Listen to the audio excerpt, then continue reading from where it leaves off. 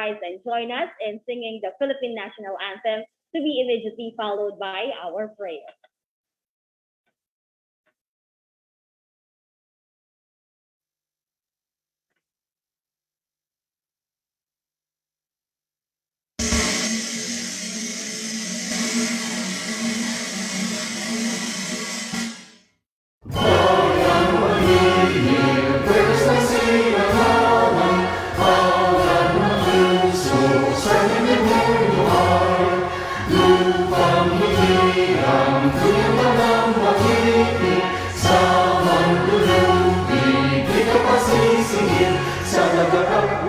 Sa simula, sa langit ng baha, may nilagang tula at tawag sa paglayang minamahal. Ang kisap ng watawag mo'y tagumpay na namimigil, ang bituin at araw ng kailan pa may magdidilig.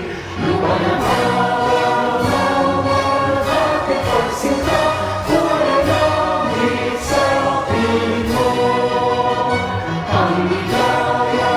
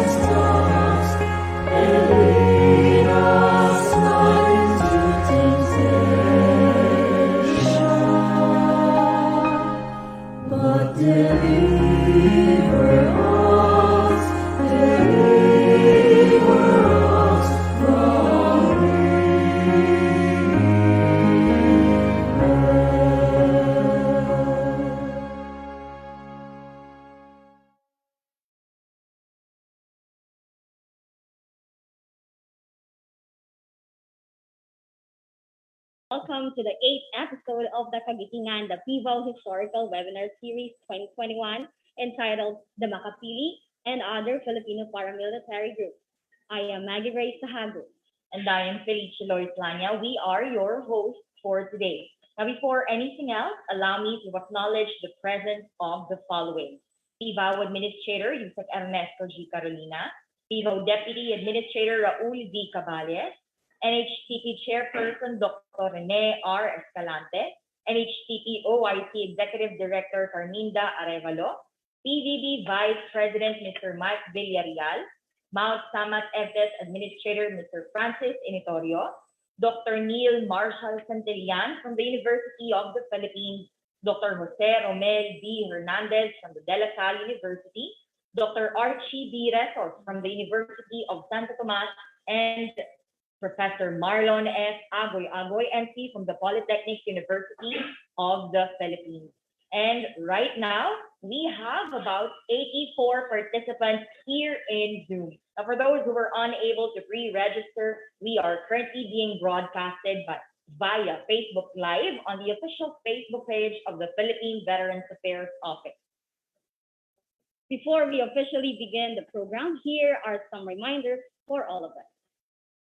In case there are lags, stay on and wait for it to load again. Zoom attendees are on mute to avoid background noise. If you have questions, you may use the message box for the Zoom attendees or use the comment section on the Facebook live stream. After the webinar, the participants who registered in this webinar are encouraged to answer the evaluation form. The link will be sent on their email afterwards. Now, just a quick recap. In our last episode, which was held on May 6th, we commemorated the 76th anniversary of the Battle of Itin, and Miss Marie Silva Vallejo delivered a lecture on the story of this very historical event as a part of the Kagitingan, the PVAO Historical Webinar Series. In today's episode, we will be joined by another well-known scholar in the field of history, Dr. Maria Felisa Syjuco Tan, a history professor at the Ateneo de Manila University. She will be sharing to us her presentation entitled The Makapili and Other Paramilitary Groups During the Japanese Occupation of the Philippines.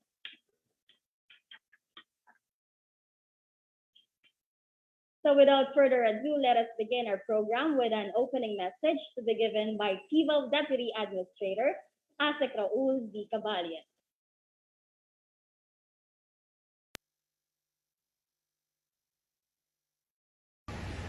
Good afternoon to our Zoom and Facebook participants, to our speaker for today's webinar, Dr. Maria Felisa Syjuco Tan, and to our stakeholders who are joining us today. It is my honor to welcome you all to another episode of the PVAO Webinar Series. This time, we will tackle the makabayang kalipunan ng mga Pilipino, or the Makapili, a militant group that sold out their fellow Filipinos to the Japanese in a deluded belief that it will help free the country from the American imperial power. The establishment of the Makapili had caused difficulty and strain to Filipino freedom fighters, as it led them to fight not just the foreign enemies, but also their own countrymen, and committed treason to the motherland. It was a burdensome and bitter memory in our nation's historic past. More than just giving us an account of the events that transpired before and how the Makapili operated during the Second World War, today's webinar will also highlight the importance of a united nation in fighting a common enemy. It is a message that is very timely as we currently face an unprecedented health crisis. May the narrative of the past serve as a reminder to our countrymen, especially the youth, that a united nation is a strong nation, and allegiance to one's nation should be our topmost priority. Without further ado, I welcome you all once again in today's webinar. Thank you, and mabuhay tayong lahat.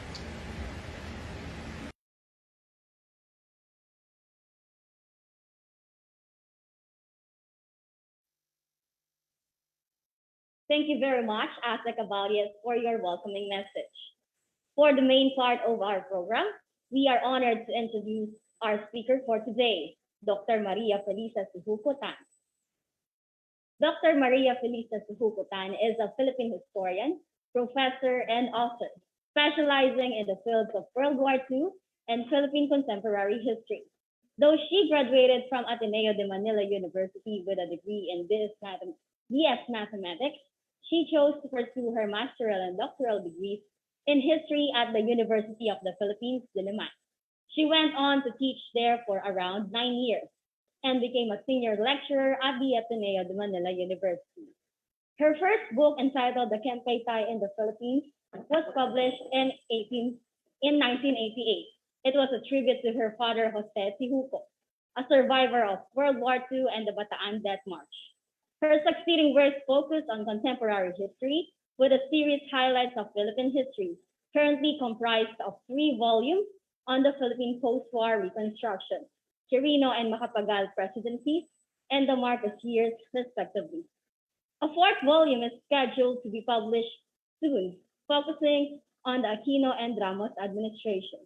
In addition to her publications, much has been written about the issue of Filipino political collaboration with the Japanese, but no work has comprehensively discussed the activities and court trials of the Filipino paramilitary collaborators, the Makapili included, and informers. In an attempt to fill the lacuna in the writing of the Philippine history, Dr. Tan authored and published her book entitled The Makapili, Other Paramilitary Groups, and Filipino Informers During the Japanese Occupation of the Philippines. Ladies and gentlemen, Dr. Maria Felisa Syjuco Tan.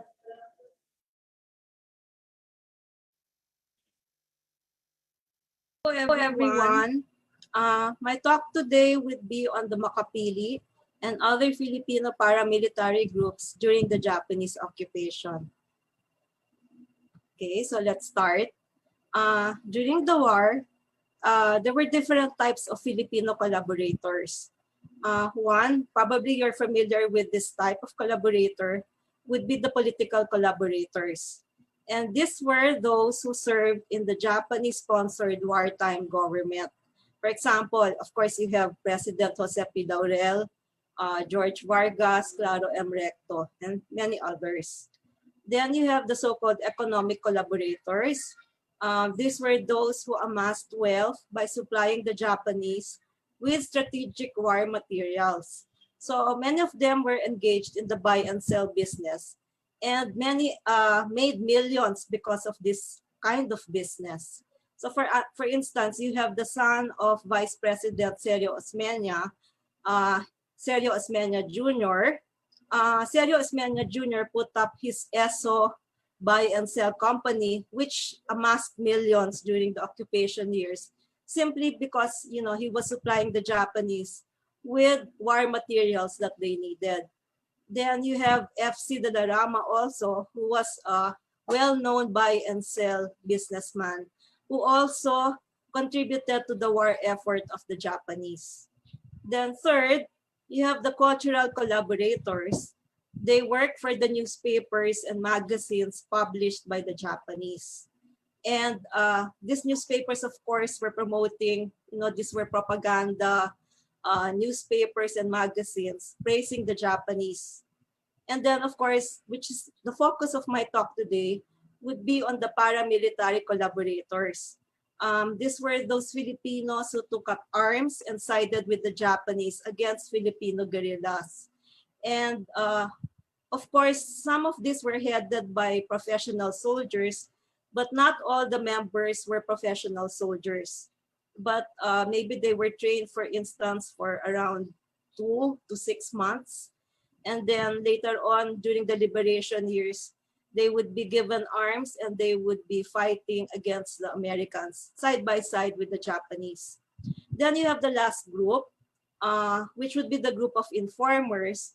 And they're not part of any paramilitary group, but there were a lot of them, many who were members of the Kempeitai or the Japanese military police, and they would be pointing out to the Japanese whom they suspected who were anti-Japanese or who were guerrillas. Okay, so let's start with some of the paramilitary groups. So first, let's go to the Bureau of Constabulary, so popularly known as the BC.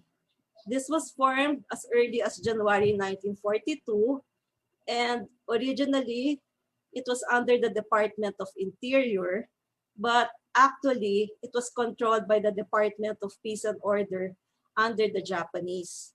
So many of these Filipinos were recruited by the Japanese or forced to join the BC, and some were just passive members, but others really collaborated wholeheartedly with the Japanese. And if you look at your right, you have a picture of General Guillermo Francisco, a BC head who was well known as someone who also participated in the Laurel government and as the head of the Bureau of Constabulary. Okay, let me give you some examples of notorious BC members who actually wholeheartedly collaborated with the Japanese. So first, you have Francisco Sebastian. He was given the alias of Pugot, meaning to cut off the head, and he is from Papaya, Nueva Ecija. Tinawag siya ng mga tao na pugot because what he did, he would go into the hills searching for guerrillas, and when he found them, he would cut off their heads and he would bring their heads to the Japanese. Kaya tinawag siyang pugot. Then you have Manuel Hernandez. He is a Spanish mestizo but a Filipino citizen by birth, and he is from Cebu City. He's one of the notorious BC members, and if I remember right, when I was reading the affidavit of the witnesses against him, there was this one incident wherein they had a guerrilla suspect brought to the Cebu garrison by Manuel Hernandez.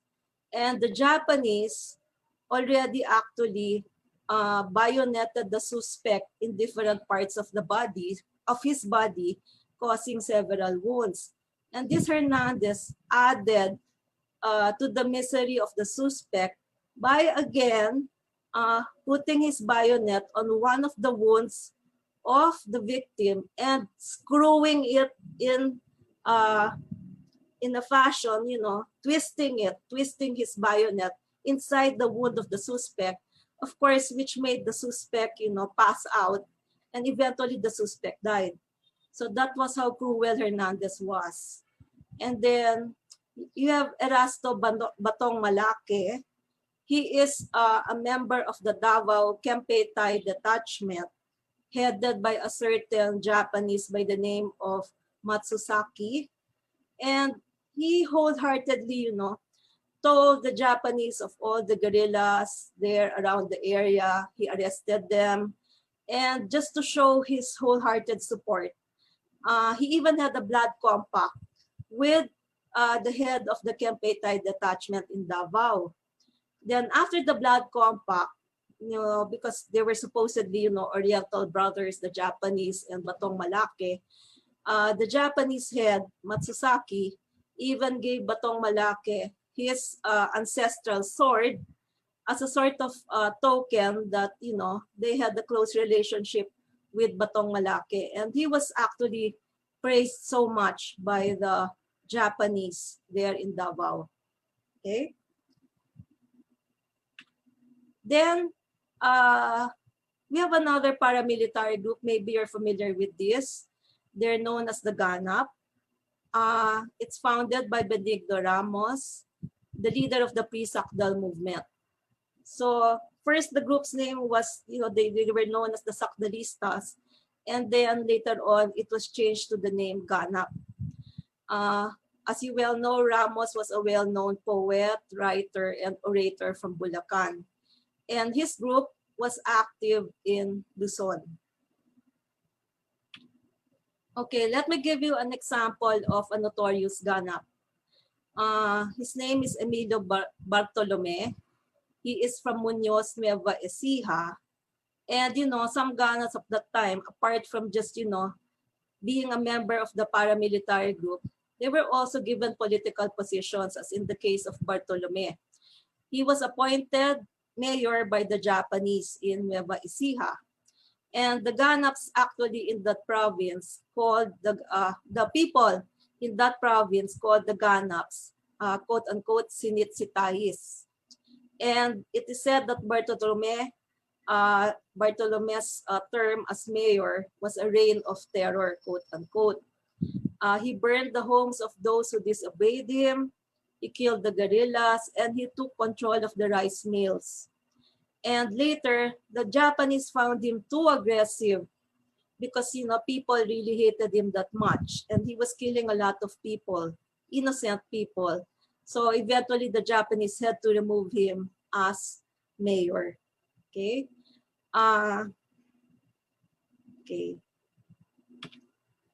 Okay, let's go to a third paramilitary group.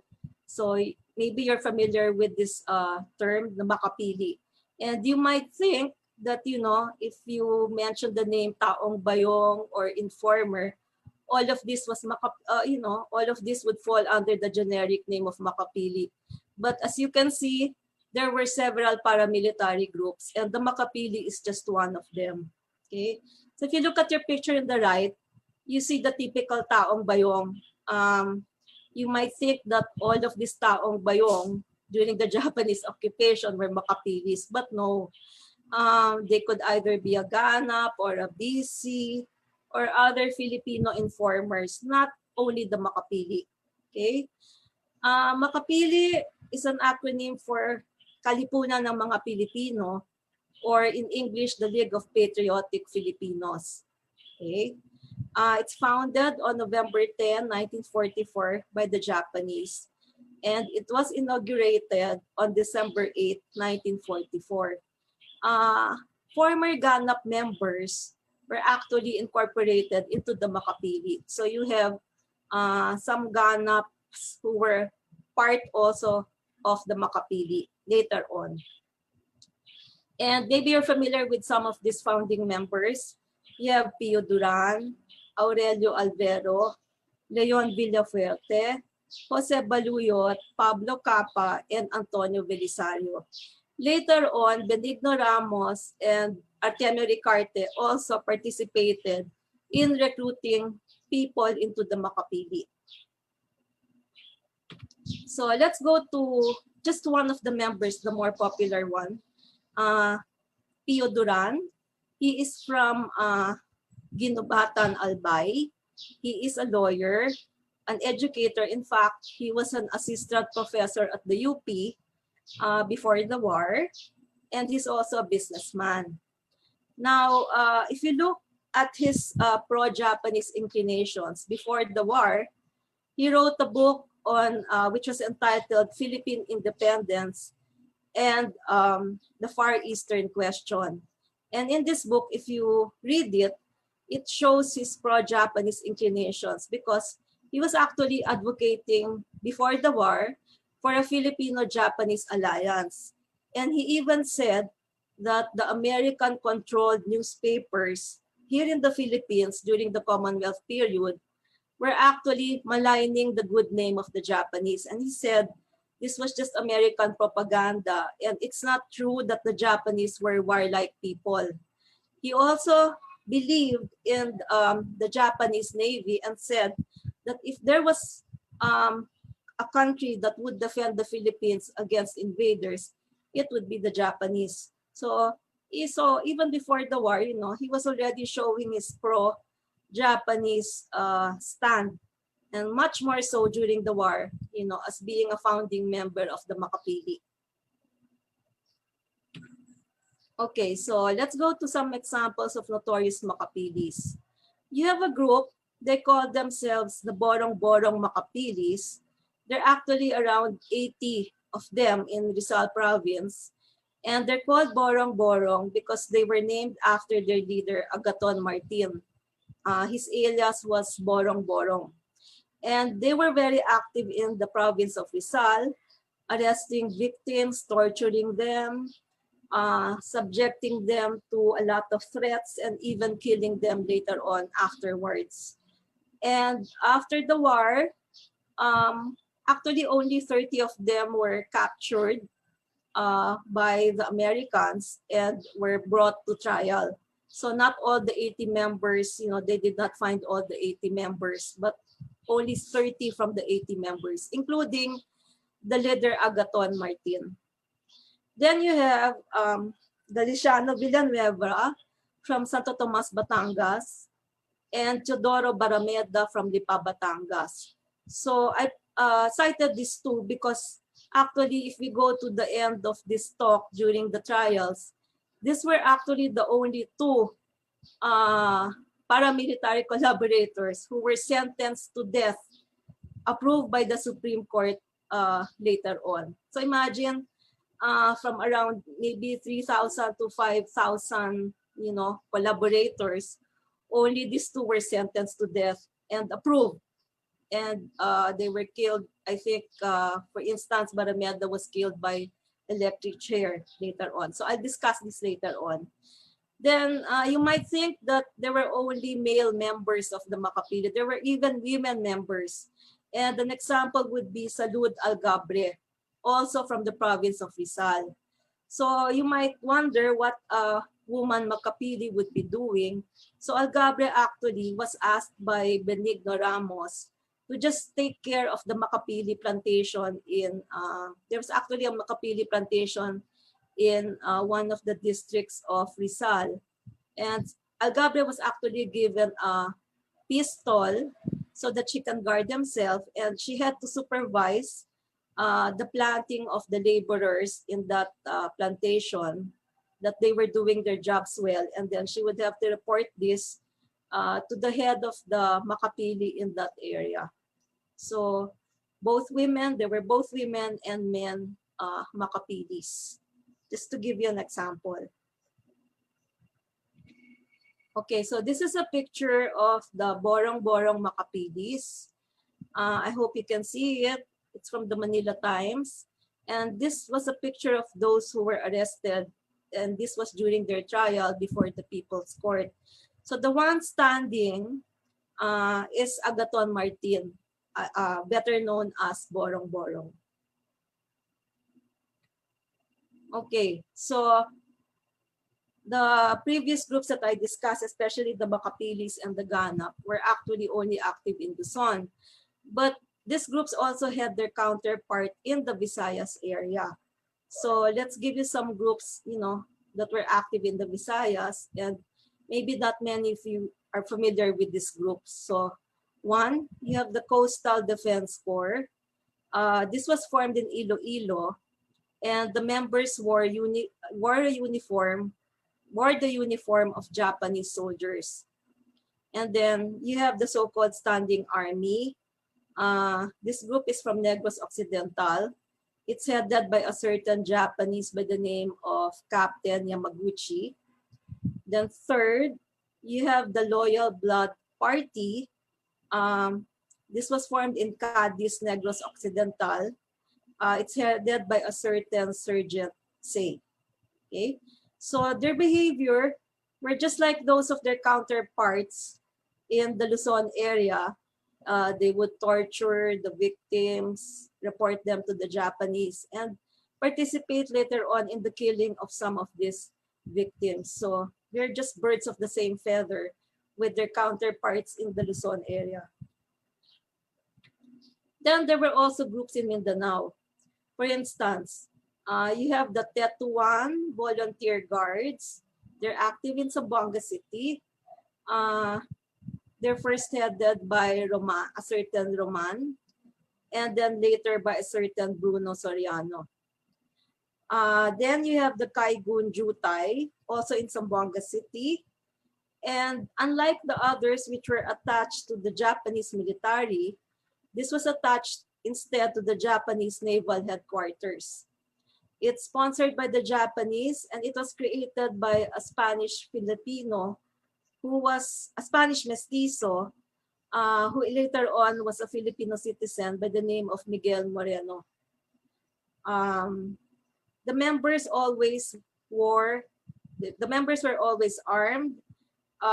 They wore a uniform consisting of a blue denim shirt and pants with an olive green cap and anchor at the front of the cap. Okay, the anchor to symbolize probably that they were attached to the Japanese Naval Headquarters. Let's go to Miguel Moreno, the one who created this group. Just to look at his background, he was really a very notorious collaborator.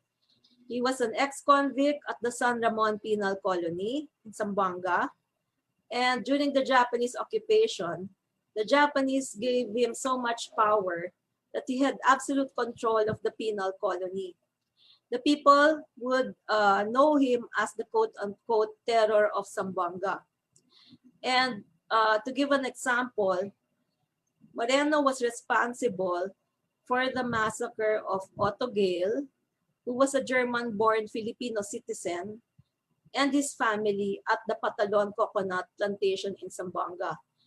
You know, Otto Gale, in his plantation, used to be known for aiding the guerrillas in that area. And eventually, this came to the knowledge of Miguel Moreno. So one day, he went to the house of Otto Gale. Otto Gale, his wife, and his children and his helpers were inside the house at the time. So Moreno and his men just started shooting at the house. And after that, Gail and his family members and all the people inside were screaming for help. But Moreno and his men kept shooting at the house of Gail until he could not hear any screaming. So that means everybody was killed in that massacre. And to make matters worse, after killing all of them, Moreno and his men would go inside the house and even loot the house of the Gale family. Okay, so that was how cruel he was. So these were just the examples of the paramilitary collaborators. Let's look at what happened to most of them after the war.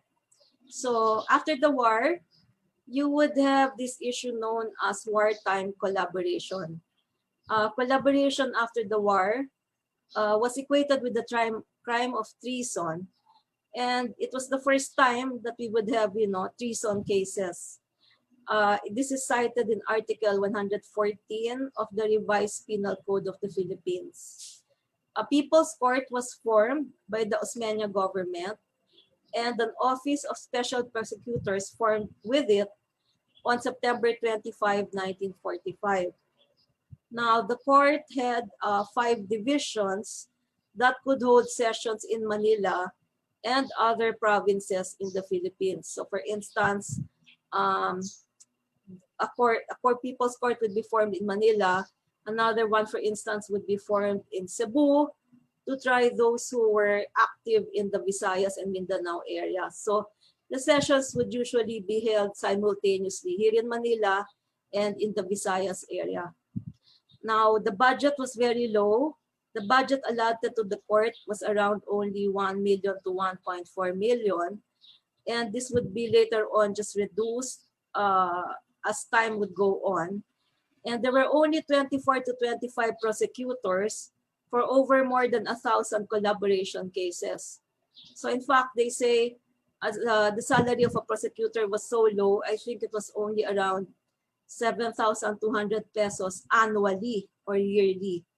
And, if you have to try all these collaboration cases, it was difficult if you only had 24 to 25 prosecutors.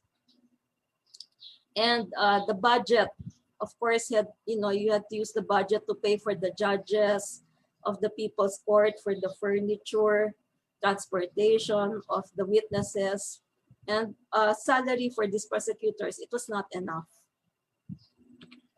Okay, so let me just give you some examples of judges in the People's Court.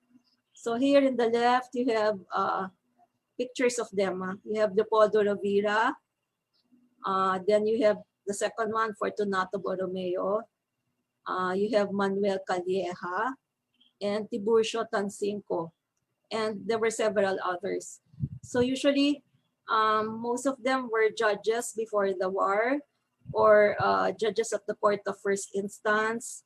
Some were lawyers, businessmen. Okay, so these were recruited, and it was made sure that they did not serve in the Japanese-sponsored government during the war. Okay, so what happened to these collaborators? The political, the economic, and cultural collaborators were already covered by the amnesty proclamation of President Manuel Rojas on January 28, 1948. So this included Laurel and Vargas, Aquino, all those who served in the Japanese-sponsored government, as well as the economic collaborators and cultural collaborators. Now, the case of the paramilitary collaborators and informers was different. This group was not included in the Rojas Amnesty Proclamation, and they continued to be tried by the People's Court until the latter's abolishment on June 19, 1948. After that date, the trials of these paramilitary collaborators and informers were transferred to the respective courts of first instance. Okay, you might wonder why these people were not covered by the Rojas Amnesty Proclamation. And this was probably because they were the ones who caused so much hardship on the Filipinos during the war. They were actively, really collaborating with the Japanese. Okay. Before the trial took place, there were some pre-trial problems which I would just like to discuss briefly with you. First, there was a lot of postponement of trials due to lack of gasoline, which I already said earlier because of the budget. The budget was lacking. Transportation and lack of travel expenses for witnesses. Sometimes, if the trial of the suspect was held here in Manila, or the trial of the collaborator, you had witnesses, for instance, coming from Rizal province or even from as far as Isabela. They could not go here on their own. Sometimes, they were relying on the people's court to fetch them from their areas. But then there was a lack of gasoline, and so some of these witnesses could not be brought to the place of trial. So that was one major problem. And then you have the credibility of some witnesses. So for instance, when I was reading the case of General Guillermo Francisco, it was funny because these witnesses signed affidavits, accusing General Francisco of being a collaborator. But then when the actual trial took place, when these witnesses were shown their affidavits and asked, for instance, if this was their signature, they would say, for instance, it looks like my signature, but I'm not sure it's my signature, they would be saying. So suddenly they would have this so-called amnesia, and some of them would even be saying that they did not understand Tagalog, where in fact, they were living in, a Tagalog-speaking area. So what really happened? Because of this, General Francisco was acquitted of the case of collaboration. Then you have the so-called forgive and forget witnesses. Maybe some witnesses were just too tired, it was too expensive to go to Manila or to other areas of trials. And they just said, okay, we'll just forgive and forget what they did to us during the war. Then fourth, you have threatened witnesses. So let's go to the case, for instance, of a former well-known informer, a woman by the name of Pilar Barrera de Reyes. Reyes was known as a common law wife of a Japanese official. And they say she was very active during January of 1945, pointing out to the Japanese whom she suspected as guerrillas, and usually these people would later on be killed by the Japanese. Now, during her during her arraignment, when witnesses were asked to testify, against her, one of the witnesses, a certain Lourdes Son, was threatened by some close friends of Pilar Barrera de Reyes. And it was surprising that a lawyer who was then not yet our president, Diosdado Macapagal, was helping, in sort of threatening the witness Lourdes Son. Lourdes Son was forced to sign by the friends of Pilar Barrera a sort of document that she was stating that, she made the mistake in pointing out Pilar Barrera de Reyes as an informer. But then later on, Lourdes Son, maybe because she was afraid of the friends of Pilar Barrera, she reported this to the prosecutor, who was very angry and proceeded later on with the trial of Pilar Barrera de Reyes. So they had to check this problem because some witnesses were actually threatened, by either the friends of the collaborator or the collaborator himself.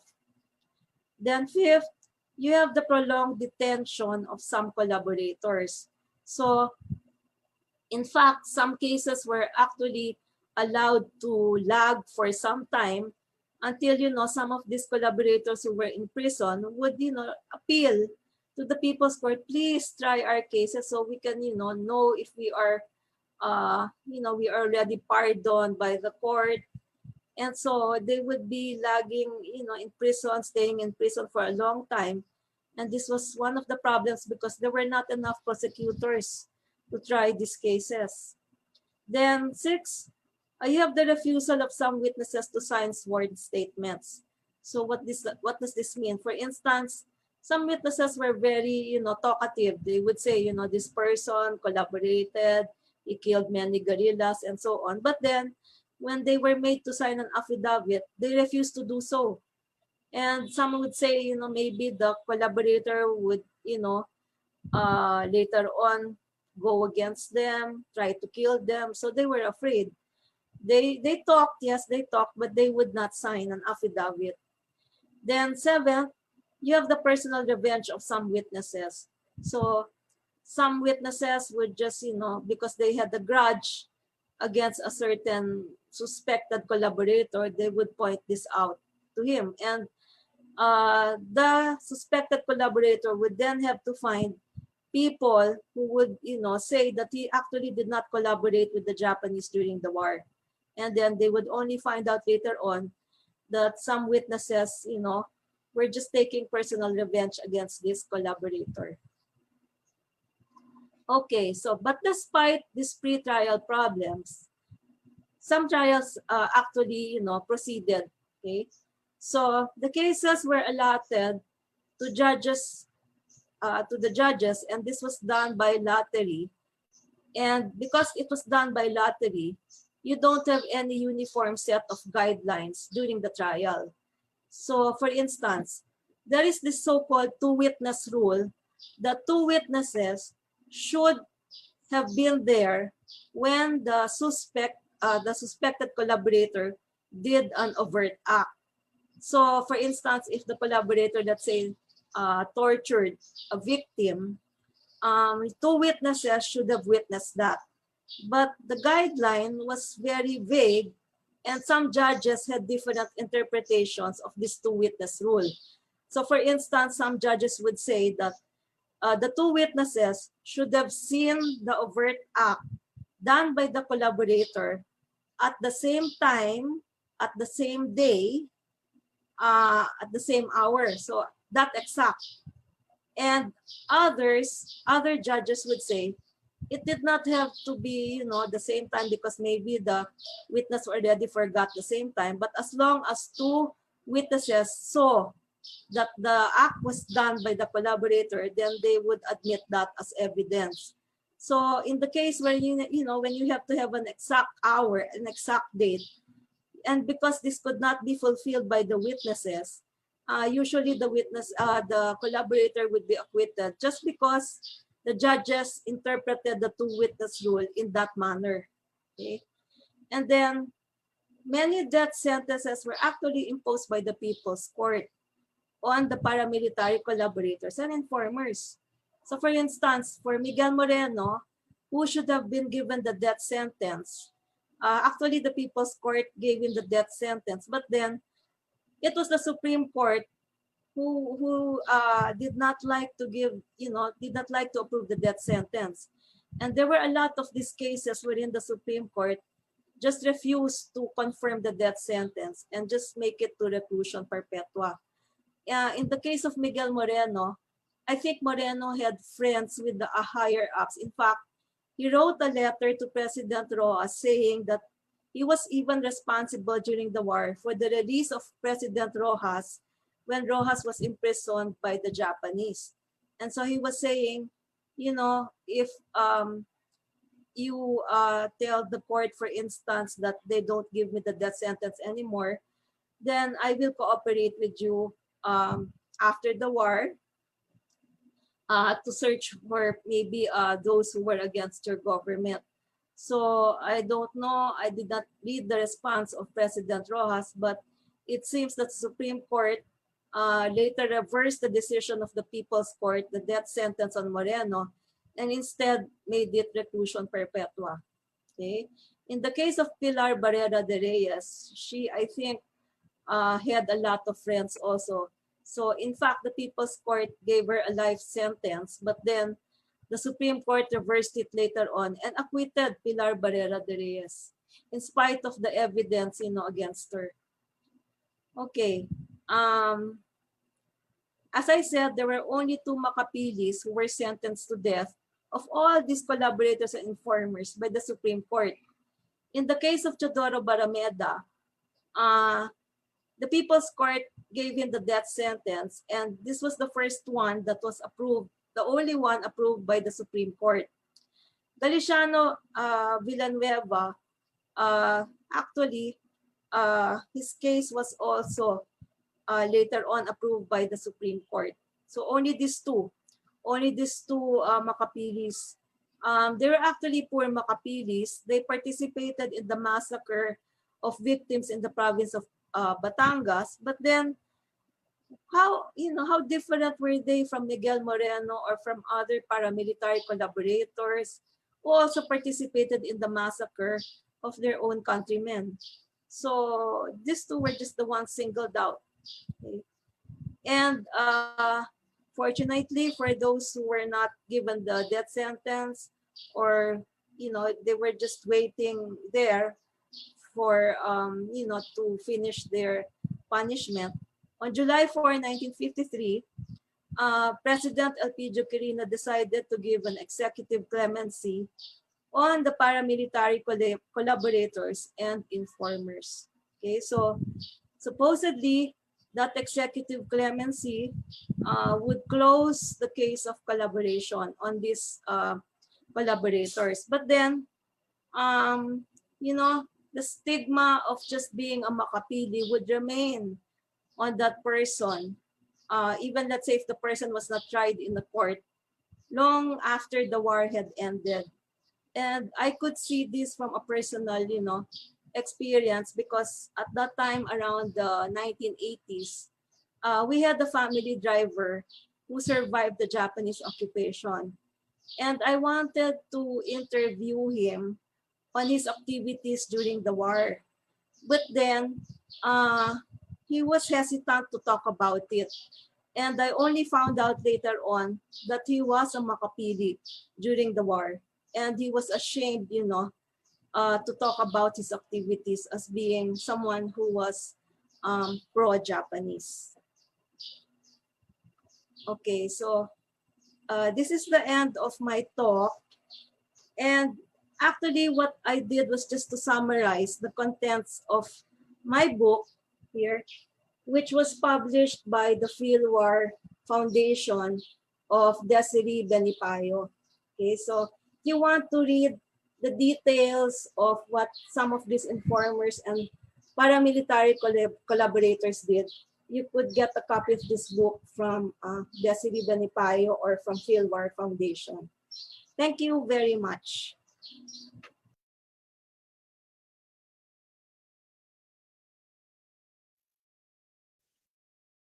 Thank you very much, ma'am. And we now open the floor for the questions from the audience and the public. For our FB viewers, please place your questions on the comment section. And for the Zoom participants, please place your questions on our chat box. Before our first question, we would like to once again acknowledge the presence of PVAO Deputy Administrator, Assistant Secretary Raul V. Caballo. For our first question, the word Makapili is synonymous to traitor. What is the significance of studying the dark age of our history? Again, the question is, the word Makapili is synonymous to traitor. What is the significance of studying the dark age of our history? Can you hear me? Yes, ma'am. Okay, who asked the question? Okay, so the significance of the study? Yes, ma'am. Okay, much has been done on the political collaboration issue, but nothing has been written about this Makapili or these paramilitary collaborators. So I hope my study would inform people that the generic name Makapili is not to be used for all these collaborators, because they're just one group of the many paramilitary collaborators and informers who cooperated with the Japanese. So I hope this brings something to light of this. Although it pains me to talk about this, Filipinos betraying Filipinos, but I think it should be, it is significant to know really what happened.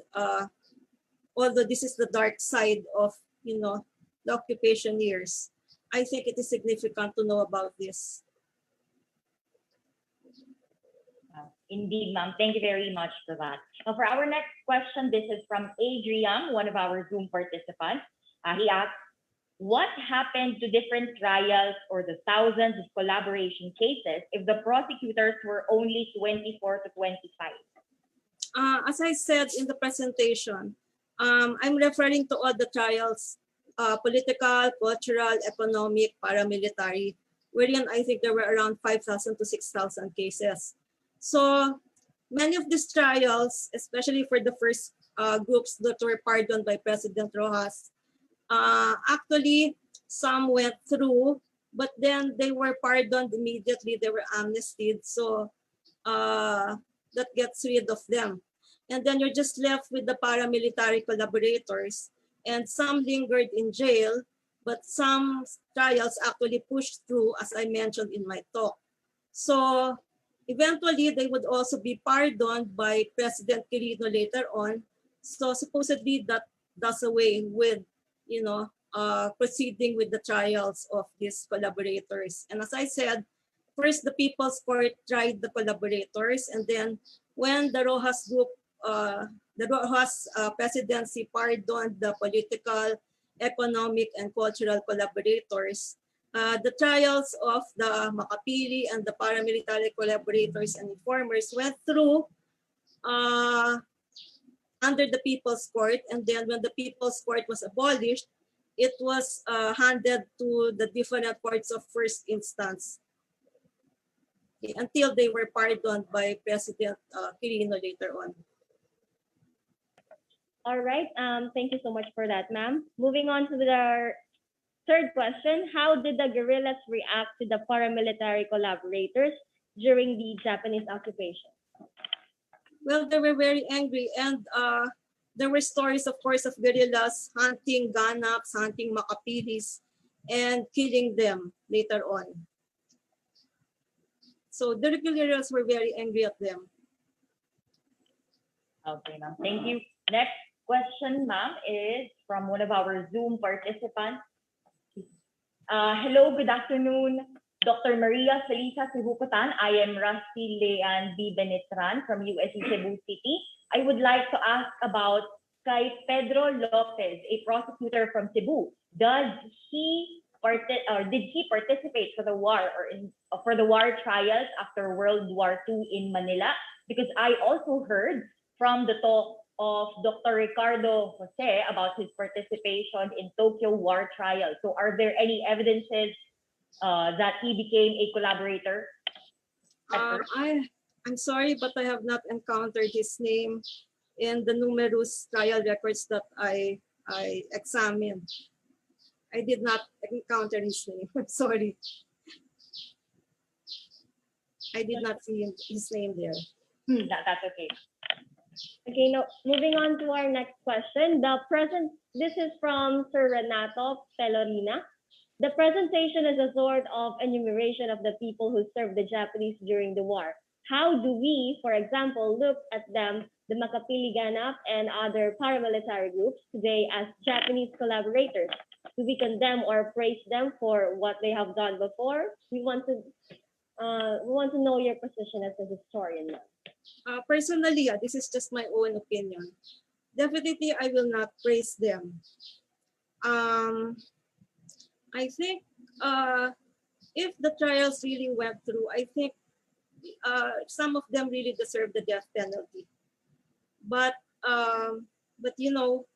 only 2 were condemned to death, and many people's court judges actually gave the death penalty, and I agree with them, because if you look at what they did, torturing fellow Filipinos, and even more cruel than the Japanese in some cases, I think they deserve the death penalty. That's my personal position. Thank you, ma'am. Would you like to add something onto this, Asa Caballas? You can turn on your camera and your mic, sir.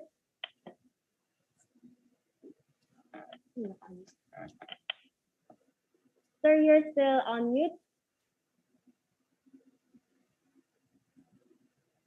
All right, go ahead. Well, good afternoon, Dr. Tan. Ano? Good afternoon, sir.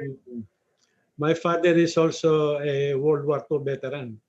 Okay, he's a guerrilla fighter, and he used to operate dyan sa San Pablo, Laguna area. Okay, and there are times na he talks about the Makapili, and kinakwento niya sa akin yung, well, how they deal with them, ano? Totoo yung sinabi niyo, ano, this confirms what you said na talagang hinahunting nila yan, hinahanap nila yan. At the very site na makita nila yan, they always dealt with them drastically. Pinapatay nila yan. So, yun lang may share ko as my father recounts his days as a guerrilla fighter during World War II. Talagang they hated dito mga Makapilis na ito. And when they see them, there were no second thoughts. They just eliminate them. Ganun po yun. Yes. Yun lang, masashare ko dyan. Thank you, sir. Thank you very much, Asik, for your input. Now let's move on to our next question. This is from Sir Ray Carolina, one of our Zoom participants. It says here, did the political, economic, cultural, or paramilitary collaborators opt to support the Japanese occupation of the Philippines in lieu of the Americans because they envisage that Japanese occupation will be much better in spite of the fact that the Japanese invaded the country, caused destruction, suffering, starvation, death, and many other atrocities? Yes. You have examples like Benigno Ramos. He cooperated in the formation of the Makapili. You have Pio Duran. As I said, many of them were really, they really believed in the might of the Japanese, like Pio Duran before the war. Even I think Laurel himself, although he's not a paramilitary collaborator, believed in the Japanese more than the Americans. Yes, there were many of them. But of course, there were also some who just were forced to collaborate because they needed food, they needed money, they needed some kind of livelihood during the war. And for instance, for some of the Bureau of Constabulary members, they were what you call passive constabulary members who did not really participate in the torture of fellow Filipinos. So some were just forced, but many really believed in the Japanese, despite the suffering, because they were also part of what the misery of the Filipinos experienced at that time. They were participating in the torture together with the Japanese in the arrest of these Filipinos. Thank you so much, ma'am. Next is from Janlon De Vera from Zoom. Did the Americans influence the process and result of the collaboration trials? If yes, in what way? The Americans were only here under Douglas MacArthur for a while.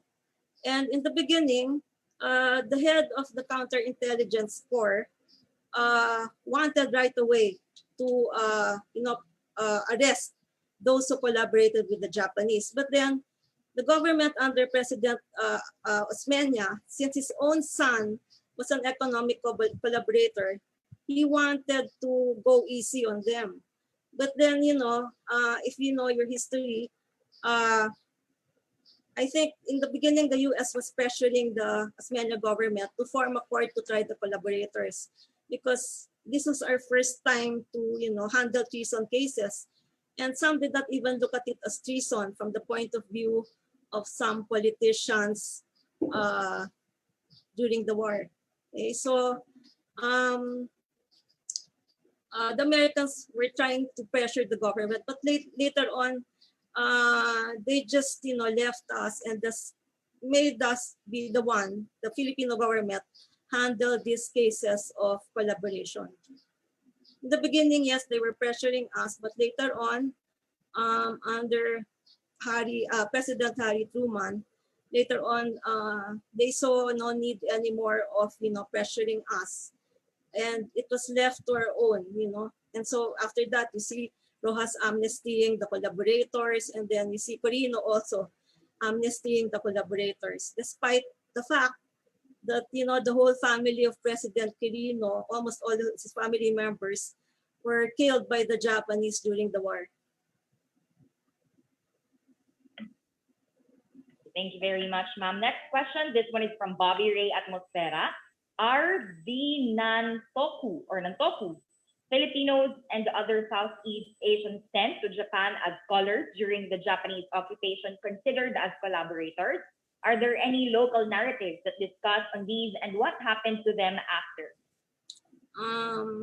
I'm sorry, but I did not encounter any documents on these people, but I know that there were some of them who were sent abroad, and there were no. I did not see any collaboration trial against some of these you were mentioning. Okay, ma'am. That's fine, ma'am. Let's move on to another question from one of our Zoom participants. This is from Elijah de la Vega.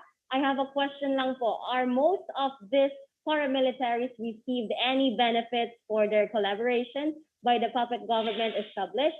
And as they are paramilitaries, are they organized according to Japanese doctrine and supplied as such?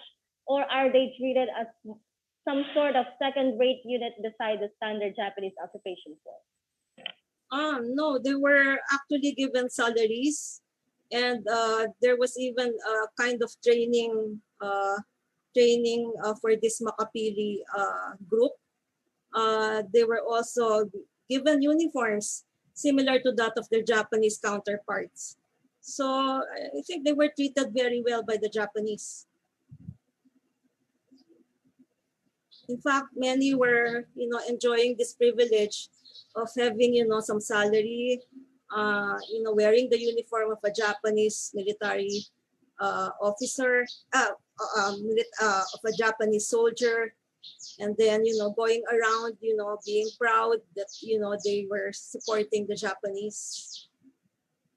Although the Japanese could be cruel towards maybe some passive collaborators, and they were at the lookout for some of these, like among maybe the busy collaborators, and they would punish some of those who were just pretending to collaborate.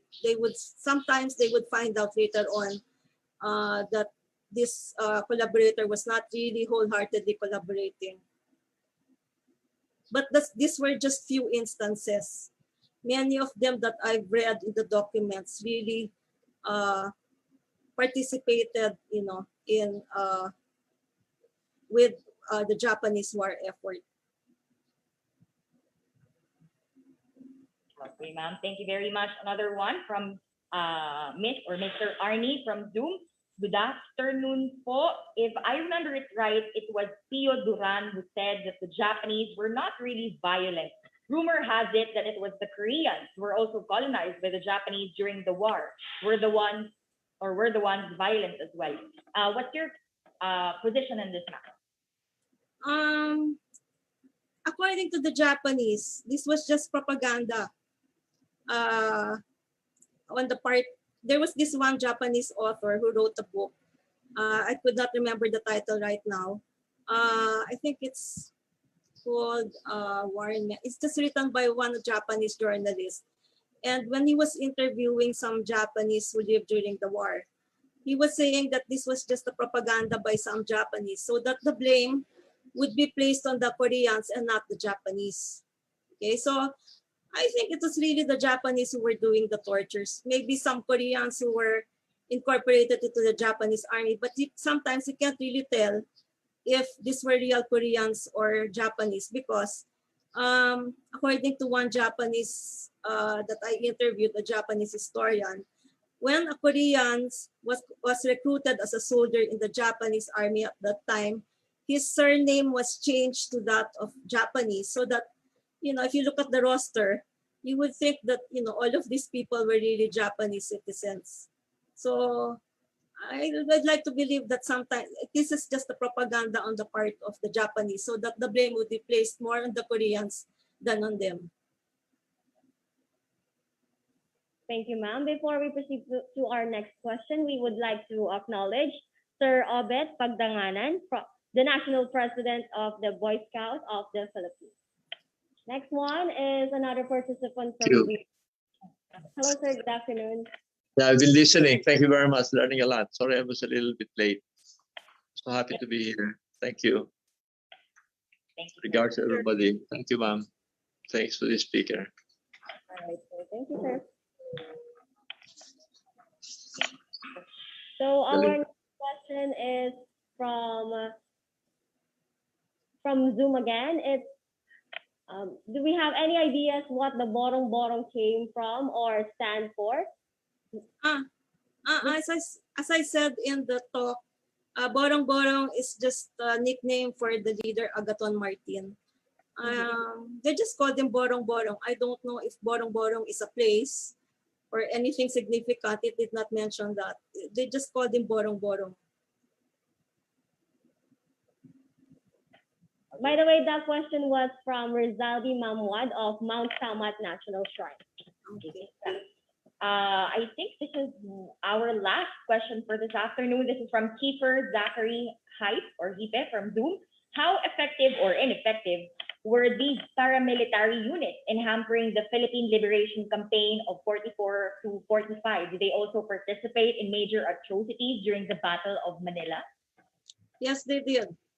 There were some groups that participated, but I don't think they stood a chance against the military might of the Americans. But they were just, small groups that participated maybe in Baguio and in Manila during the liberation years, but they didn't have a chance against the American, the might of the Americans at that time during the liberation time. I don't think they were that effective then. Okay.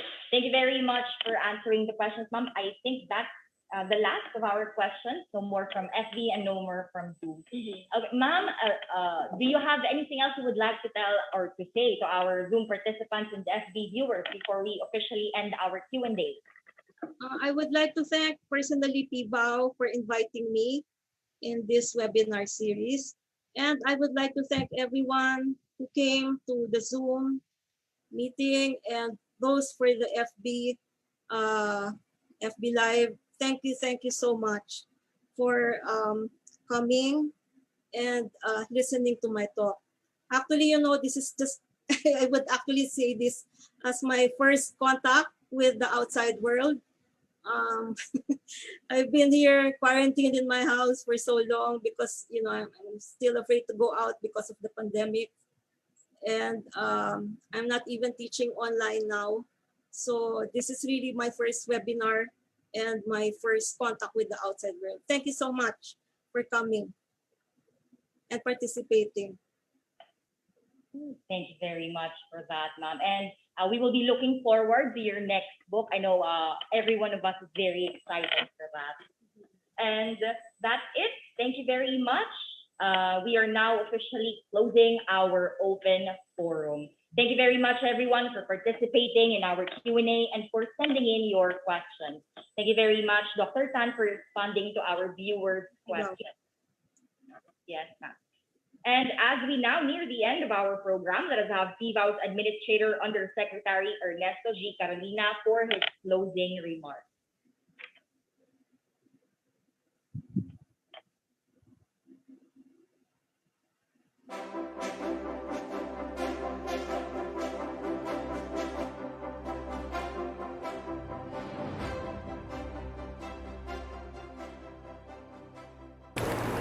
A pleasant day to all.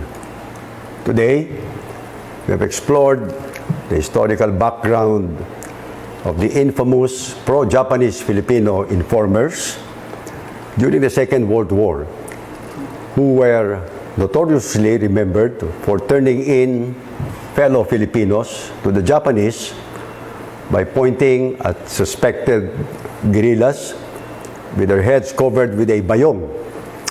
They were unpopularly labeled as the Makapili. When the Japanese Imperial Army was suffering severe losses during the then ongoing war in the Philippines, they needed to recoup as quickly as possible. But seeing that then President Josepe Laurel refused to conscript Filipinos for Japan, they decreed the formation of the Makabayang Kalipunan ng mga Pilipino, or Makapili, on December 8, 1944. Headed by Benigno Ramos, the Makapili was a local militia created to aid the Japanese Imperial Army. They resorted to recruiting local civilians, mostly drawn from the ranks of the poor and least educated, to collaborate with them in their goal to win against the combined Filipino and American forces, blinded by a misguided conviction that they were fighting to free the country from the clutches of the American colonial power.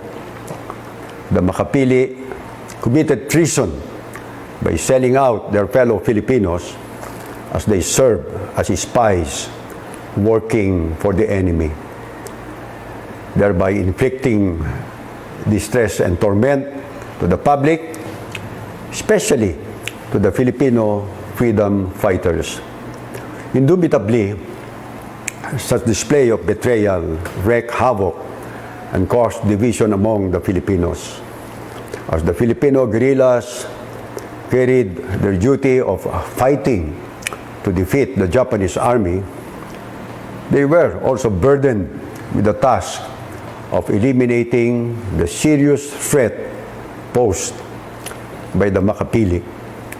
It was, of course, a difficult and complicated situation, as it was not easy to tell who was a friend and who was a foe. Nothing was more agonizing than meeting a fellow Filipino on the battleground as an enemy. The existence of these bayong-wearing informers in the past would forever remain as one of the most disheartening part of our history, in a time when all Filipinos should have united against one common enemy. A few of our countrymen chose to turn their back on their own people. Nevertheless, we have revisited this narrative this afternoon, not to remind us of the pain and hardships during that time, but to remember the lessons that may be derived from it. It is a reminder that such unfortunate event must never happen again. May the discussion today inculcate in our minds the importance and value of unity and solidarity when faced with adversity.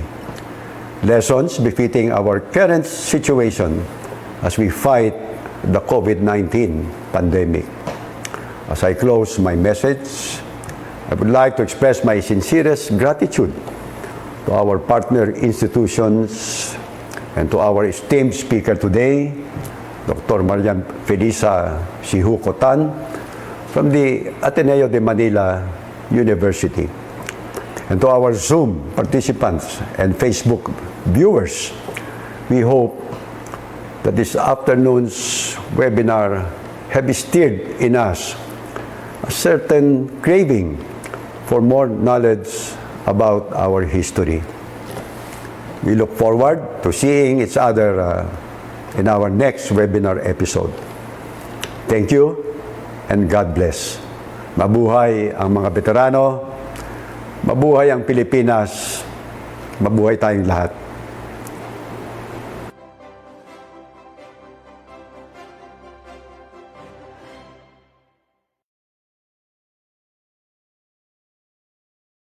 Thank you very much, Ms. Carolina. Before we officially end our program, may we now have a photo op together with our resource speaker. So to our dear participants on Zoom, you may now turn on your cameras.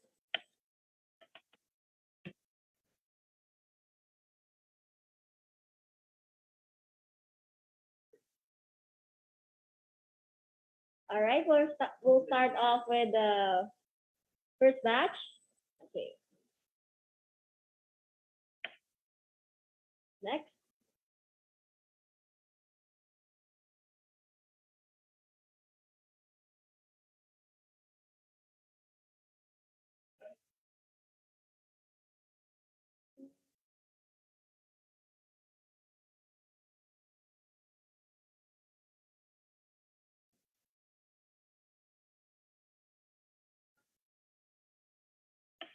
All right. That's it. And once again, for those who were able to pre-register, we will be sending a link to your email tomorrow. Kindly accomplish the evaluation form and you will be receiving your e-certificate after a day. Also, we are inviting everyone to our next episode on May 21, 2021. We will be having Dr. Augusto V. De Viana once again, and he will be presenting the issue of political collaboration during World War II. This will be at 2 p.m. So that concludes the 8th episode of our Kagitingan webinar series. We thank everyone for joining us this afternoon, and we hope to see you on the next one. Again, I am Maggie Grace Sahagwin. And I am Felicia Lanya. We have been your hosts for today. Thank you and good afternoon.